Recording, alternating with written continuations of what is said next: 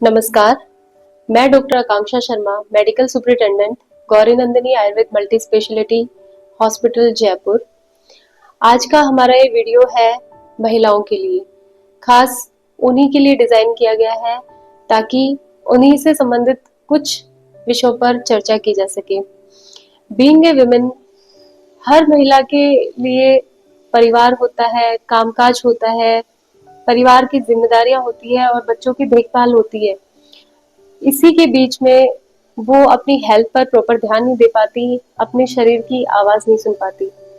हमारा शरीर समय समय पे इंडिकेशन देता है कि अब वक्त है, आप अपना ध्यान दीजिए, नहीं तो आने वाले समय में अमुक बीमारी हो सकती है।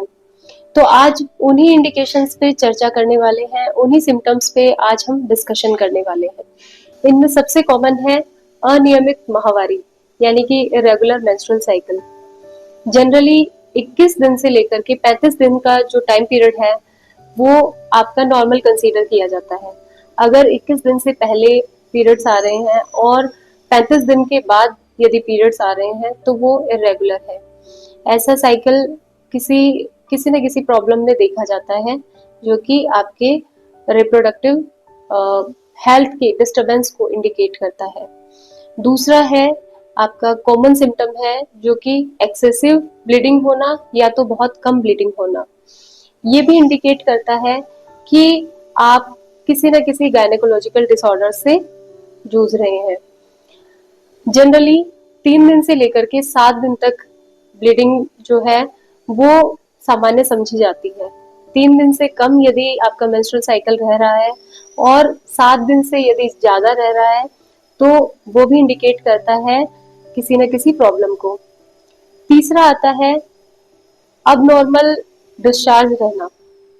हमने पहले भी डिस्कस किया था कि मेंस्ट्रुअल साइकिल के पहले और बाद में इस तरीके के डिस्चार्ज जो है वो कॉमन होते हैं। इस दौरान होने वाला वाइट डिस्चार्ज कॉमन है, लेकिन आपको यदि वाइट डिस्चार्ज के साथ साथ स्मेल आ रही है उसमें, या इचिंग हो रही है, बर्निंग हो रही है, डिस्चार्ज आपका 15 दिन से ज्यादा का समय ले रहा है, अपने आप सबसाइड नहीं हो रहा है, तो इस पे ध्यान देने की जरूरत है। इसके अलावा अगला जो सिम्टम है वो है यदि आपका कम समय में या तो वजन बहुत ज्यादा बढ़ गया है या वजन बहुत ज्यादा घट गया है, तो ये भी इंडिकेट करता है कि आपका शरीर जो है किसी हार्मोनल इम्बैलेंस को इंडिकेशन कर रहा है या किसी गायनेकोलॉजिकल डिसऑर्डर को इंडिकेशन कर रहा है। इसके बाद आता है कि आपके यदि पीरियड्स के दौरान या पहले बहुत ज्यादा सीवियर दर्द हो रहा है, ऐसा दर्द जो कि बिना दवाइयों के सबसाइड नहीं हो पा रहा है, आपको पेन किलर्स लेनी पड़ रही है, आपको इंजेक्शन लेना पड़ रहा है, तो ये भी सिम्टम आपकी डिस्टर्ब हेल्थ को इंडिकेट कर रहा है। अगला जो इम्पोर्टेंट सिम्टम है और इसकी कंप्लेंट्स बहुत कॉमन मिल रही हैं इन दिनों, वो है चेहरे पर अनचाहे बालों का आना। ये भी हमारे हार्मोन्स का इम्बैलेंस बताता है।